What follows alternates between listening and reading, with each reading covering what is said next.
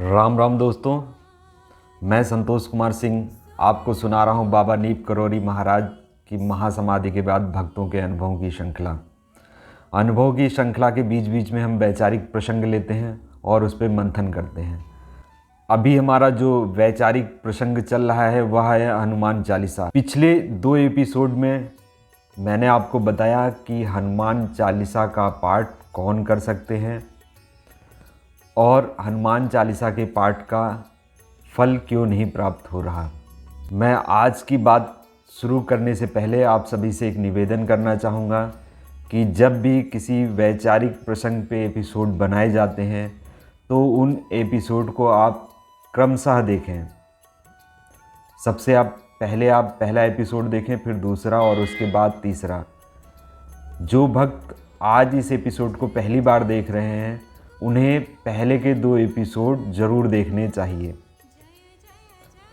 इससे आपको सारी बातें समझ में भी आती हैं और आपके मन में जो प्रश्न उठते हैं उनके जवाब भी मिल जाते हैं। पिछले एपिसोड में 2 भक्त श्री विनोद प्रसाद और अंजू झा जी ने अपना प्रश्न रखा है। विनोद जी पूछते हैं कि आपके शब्द इतने कठोर कैसे हो सकते हैं। हनुमान चालीसा का पाठ हम साधारण मानव करते हैं, हम कोई भगवान या योगी नहीं हैं, भगवान इतने शक्त कैसे हो सकते हैं। अनु झा जी पूछती हैं कि क्या महिलाएं हनुमान जी की साधना कर सकती हैं। इसके अतिरिक्त 2 प्रश्न मैंने स्वेच्छा से लिए हैं। उनमें पहला प्रश्न है कि हनुमान चालीसा की रचना तुलसीदास जी ने हनुमान जी महाराज की प्रेरणा से की है और वह स्वयं सिद्ध है, तो हनुमान चालीसा को सिद्ध करने की क्या आवश्यकता। दूसरा प्रश्न जो कई सारे भक्तों के मन में आता है, सुनने में आता है कि क्या तुलसीदास जी की जगह पर हनुमान चालीसा पढ़ते समय हम अपना नाम ले सकते हैं। तो आज के इस एपिसोड में हम इन सारे प्रश्नों के जवाब को समझते हुए चलेंगे और अंत में हम यह समझेंगे कि हनुमान चालीसा को कैसे सिद्ध करें। इन सभी प्रश्नों के उत्तर जानने के लिए इस एपिसोड को अंत तक ज़रूर देखें और अपने सभी मित्र और भक्तों के साथ शेयर व लाइक करना ना भूलें। धन्यवाद। हम सभी जब कोई कर्म करते हैं, चाहे वह आध्यात्मिक जीवन से संबंधित हो या फिर हमारे भौतिक जीवन से संबंधित हो, उस कर्म को करने के पीछे हमारा कोई ना कोई उद्देश्य ज़रूर होता है, हमारा कोई ना कोई भाव ज़रूर होता है। तो इस प्रकार यदि हम आध्यात्मिक दृष्टि से देखें तो आध्यात्मिक उन्नति के लिए हम 3 प्रकार से भक्ति करते हैं, या यूँ कहें कि हमारी भक्ति 3 भावों के अनुरूप होती है। उनमें से पहला है निष्काम भक्ति। जब हम किसी भी देवी देवता की आराधना या भगवत भजन निष्काम भाव से, यानी कि केवल हम वह भजन या उनका नाम जप आध्यात्मिक उन्नति के लिए कर रहे हैं, इसके अलावा हमारे मन में कोई भी भौतिक इच्छा नहीं है, तो इस प्रकार की भक्ति या इस प्रकार के भक्ति का भाव निष्काम भक्ति के अंतर्गत आता है। दूसरा होता है सकाम भक्ति। हम साधारण मानव भौतिक जीवन में जीते हुए कुछ अभिलाषाएं रखते हैं, कुछ इच्छाएं होती हैं। उन अभिलाषाओं, उन इच्छाओं की पूर्ति के लिए हम समय समय पर किसी देवी देवता का अनुष्ठान करवाते हैं, जिससे वे देवी देवता प्रसन्न होकर अपनी कृपा हमारे ऊपर करते हैं। सकाम भक्ति अनुष्ठान के रूप में एक बार की जाती है, या अपने जीवन में हम बार बार अपनी इच्छाओं, अपनी अभिलाषाओं की पूर्ति के लिए अनेक बार भी करते हैं। तीसरे प्रकार कि भक्ति जो साधना भक्ति है उसमें भक्त का स्वरूप बदल जाता है। वह भक्त के अलावा एक साधक का रूप ले लेता है। वह अपने को शारीरिक और मानसिक रूप से इस प्रकार तैयार करता है कि अपनी ऊर्जा को उस अपने आराध्य दैवीय शक्ति की ऊर्जा से जोड़ सके, यानी कि वह योगी हो जाता है। जब भी हम योग शब्द सुनते हैं तो हमारे मन में विभिन्न प्रकार के शारीरिक मुद्राओं वाले योग की बात आती है, जबकि योग का शाब्दिक अर्थ होता है जोड़ना। इस प्रकार योगी मन, वचन व कर्म से ऐसी साधना करता है कि वह अपने आराध्य उस दैवीय शक्ति की ऊर्जा से अपने आप को जोड़ पाए। यह योग है, यह साधना है। जो हमारे भाई जी ने प्रश्न किया था कि हम योगी या भगवान नहीं हैं, हम साधारण मानव हैं। आपने बिल्कुल ठीक कहा, हम योगी या भगवान नहीं हैं, क्योंकि जो योगी या भगवान होते हैं वो उस दैवीय ऊर्जा के साथ, उस दैवीय शक्ति के साथ एकाकार हो चुके हैं। उन्हें किसी कर्म कांड विधि विधान की कोई आवश्यकता नहीं। कर्म कांड विधि विधान की आवश्यकता केवल हम जैसे साधारण मानव के लिए है, और वह भी इसलिए है कि हम अपने आप को उस दैवीय शक्ति के साथ योग कर पाएं, जोड़ पाएं। आज के इस कलयुगी वातावरण में रहते हुए हम जैसे साधारण मानव इन तीनों भक्ति में से किस प्रकार की भक्ति कर रहे हैं, उस भाव के अनुरूप ही हमें फल मिलता है। हमने सकाम भक्ति को भी समझ लिया, निष्काम भक्ति को भी समझ लिया और साधना भक्ति को भी समझ लिया। अब हम आपके प्रश्न के जवाब की तरफ बढ़ते हैं कि हम हनुमान चालीसा का पाठ क्यों कर रहे हैं। यदि हम आध्यात्मिक उन्नति के लिए कर रहे हैं तो हमें सदैव करते रहना चाहिए। हमसे भूल चूक हो सकती है, हमसे गलतियां हो सकती हैं। इसका मतलब ये नहीं है कि हमें पाठ को बंद कर देना चाहिए या हमें पाठ को नहीं करना चाहिए। हम जैसे जैसे उस पाठ को करते जाएंगे वह ऊर्जा का प्रवाह हमारी तरफ होगा। जब ऊर्जा का प्रवाह हमारी तरफ होगा तो हम अपने को धीरे धीरे सबल बना पाएंगे। हम उस दैवीय शक्ति के अनुरूप उनकी आराधना कर पाएंगे। हम सभी साधारण मानव हनुमान चालीसा का पाठ दूसरी दशा में कब करते हैं? जब हम किसी दैविक या भौतिक ताप से ग्रस्त होते हैं, यानी कि कष्ट से ग्रसित होते हैं। तो आपने कहा मेरे शब्द बहुत कठोर हैं। वो मेरे शब्द नहीं हैं। स्वयं तुलसीदास महाराज जी ने हनुमान चालीसा में लिखा है, संकट ते हनुमान छुड़ावे, मन क्रम वचन ध्यान जो लावे।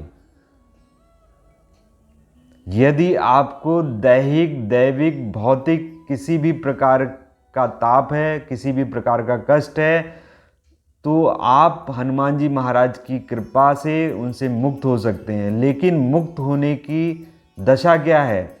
मुक्त होने के लिए हमें कोई बहुत भारी विधि विधान नहीं करना है। हमें क्या करना है?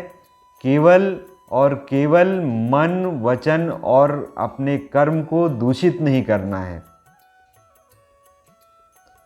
हनुमान जी महाराज की साधना बहुत ही साधारण है, लेकिन साधारण होने के बाद बहुत ही मुश्किल है, क्योंकि उसकी केवल और केवल एक ही शर्त है और वह है मन, वचन और कर्म।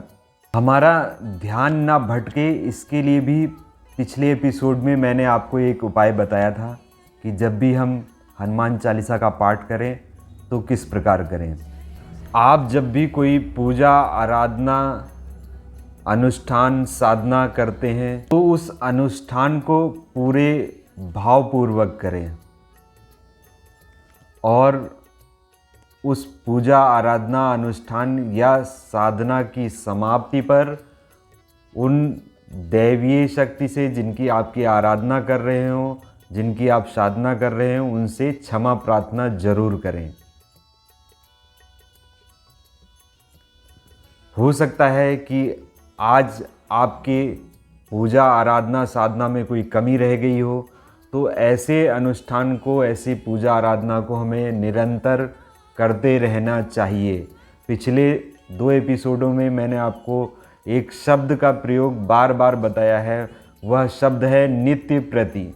यानी कि यदि हम नित्य प्रति हनुमान चालीसा के पाठ को करते हैं तो हो सकता है कि आज हमारा ध्यान भटक जाए, हमारा मन वचन या कर्म कोई एक दूषित हो सकता है या तीनों दूषित हो सकते हैं, लेकिन जब हम निरंतर करेंगे तो उनकी शक्ति से हमें जो बल मिलेगा उनसे हम अपने आप का शुद्धिकरण कर पाएंगे।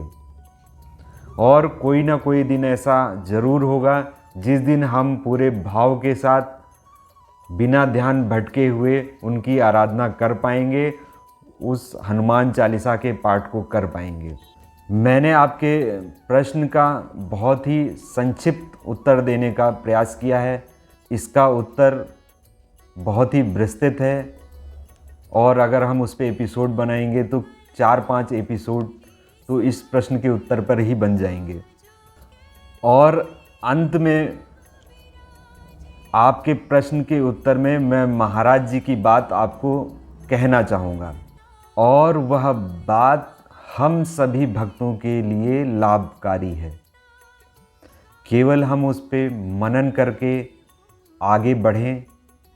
यह बात महाराज जी ने हमें किस रूप में बताई है, आइए उसको जानते हैं। एक भक्त ने महाराज जी से पूछा, जब हम सच्चाई से भजन नहीं कर पाते हैं तो क्या यह सब हमारा ढोंग व्यर्थ है? इस पर महाराज जी उस भक्त के प्रश्न का जवाब देते हुए कहते हैं, सच्चाई से तुम कर नहीं सकते, झूठ तुम करना नहीं चाहते, तो तुम करोगे क्या? महाराज जी आगे कहते हैं, आरंभ में सभी ढोंग से ही शुरुआत करते हैं, लेकिन कालांतर में जब हृदय परिष्कृत हो जाता है तो सच्चाई स्वतः ही आ जाती है। चमड़े की आंखों से कहीं भगवान दिखाई देता है? दर्शन के लिए दिव्य दृष्टि चाहिए जो चित्त के शुद्ध होने पर आती है। चित्त यानी कि मन जब हमारा शुद्ध हो जाएगा तो हमारी आध्यात्मिक उन्नति स्वतः ही आरंभ हो जाती है। इसके लिए भजन व आचरण अपेक्षित हैं। झूठे झूठे राम नाम लेते जाओ, कभी सच्चा राम मुँह से निकल ही जाएगा और उस दिन तुम मुक्त हो जाओगे। वह कहते हैं कि यह कृपा साध्य है, कर्म साध्य नहीं है। उसकी इच्छा है, वह दे ना दे या देकर भी छीन ले। यहाँ महाराज जी की बातों से भी स्पष्ट हो जाता है कि हमें नित्य प्रति भावपूर्वक हनुमान चालीसा का पाठ करते हुए दृढ़ता से आगे बढ़ते रहना है। दूसरा प्रश्न अन्नू झा जी ने किया था कि क्या महिलाएं भी हनुमान साधना कर सकती हैं? देखिए, मैंने पिछले एपिसोड में भी आपको यह बताया था कि हनुमान जी महाराज की पूजा आराधना कोई भी आत्मस्वरूप कर सकता है। हम इस भौतिक संसार में जिसमें रहते हैं वहाँ पर एक दूसरे को परिभाषित करने के लिए पुरुष या स्त्री शब्द का प्रयोग किया जाता है। अंदर से सारे आत्मस्वरूप एक ही जैसे हैं, उनमें कोई भेदभाव नहीं है। इसलिए कोई भी महिला या पुरुष सभी हनुमान जी की साधना कर सकते हैं। बस महिलाओं को सिर्फ़ और सिर्फ अपने विशेष दिनों का ध्यान रखना होता है। यदि वे हनुमान जी की साधना करना चाहती हैं तो उन्हें छोटे छोटे रूप में कई अनुष्ठान करने चाहिए। छोटे छोटे रूप में यानी कि वो 11 दिन की साधना करें, 21 दिन की साधना करें और इस प्रकार की साधना वो बार बार करते रहें। अब हम अपने अगले प्रश्न की तरफ बढ़ते हैं कि हनुमान चालीसा अपने आप में जब स्वयं सिद्ध है तो हमें इसे क्यों सिद्ध करना आवश्यक है या हमें इसे क्यों सिद्ध करना चाहिए।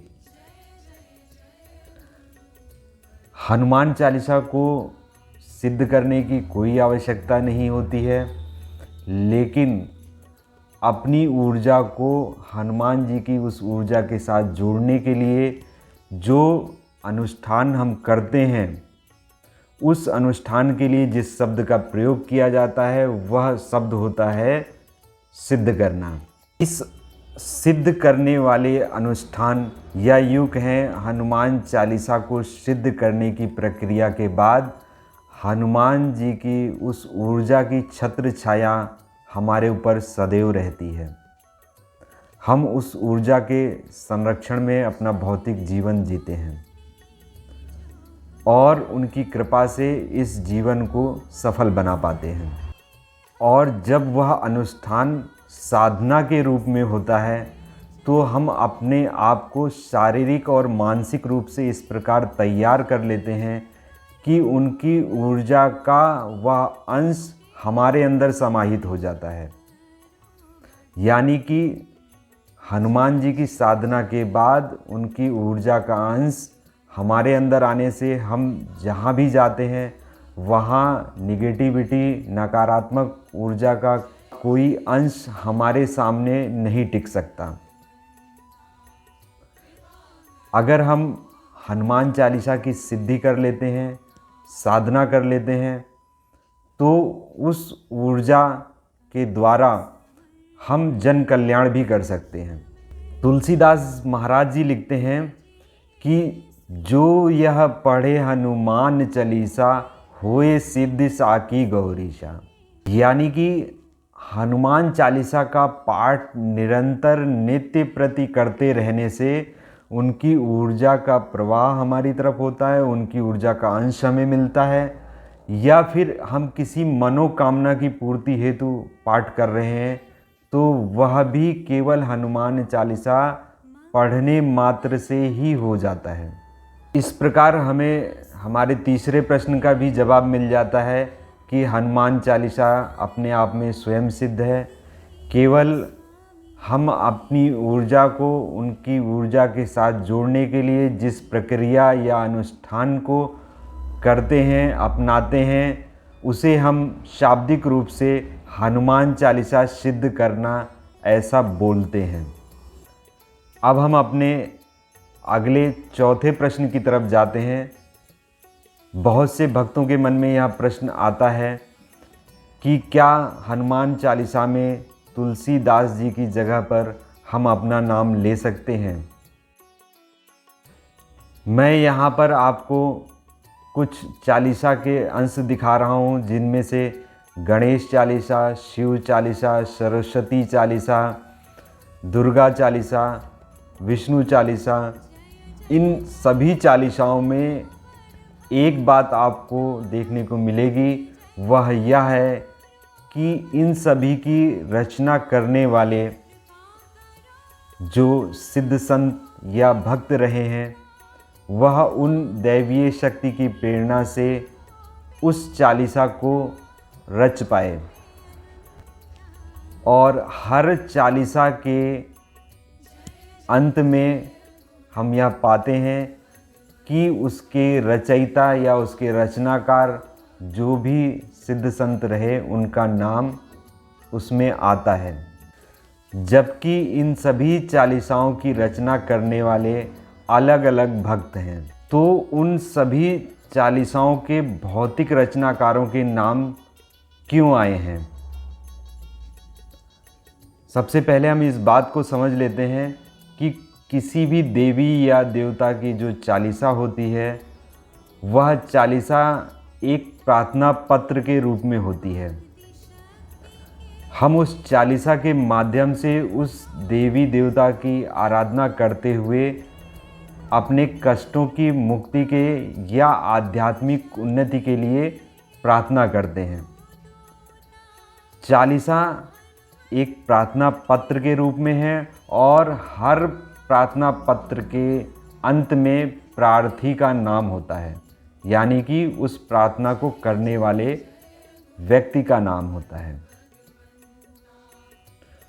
यदि हम हनुमान चालीसा में तुलसीदास जी की जगह अपना नाम लेते हैं तो उससे कोई हानि नहीं है, क्योंकि हनुमान चालीसा का स्वरूप एक प्रार्थना पत्र के स्वरूप की तरह है, इसलिए हम अपना नाम ले सकते हैं।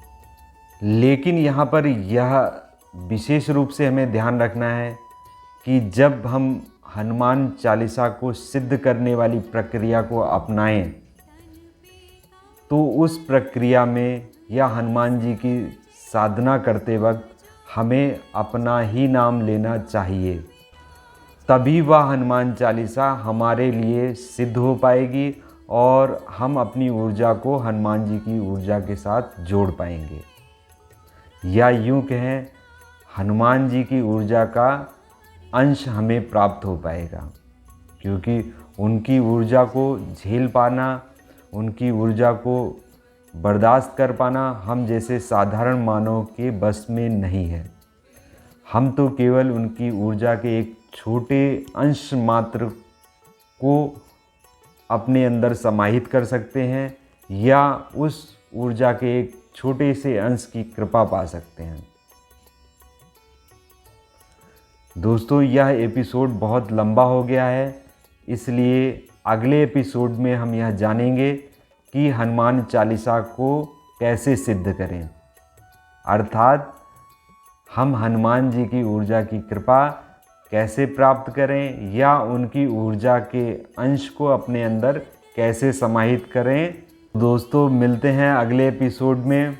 जय महाराज जी, जय श्री राम।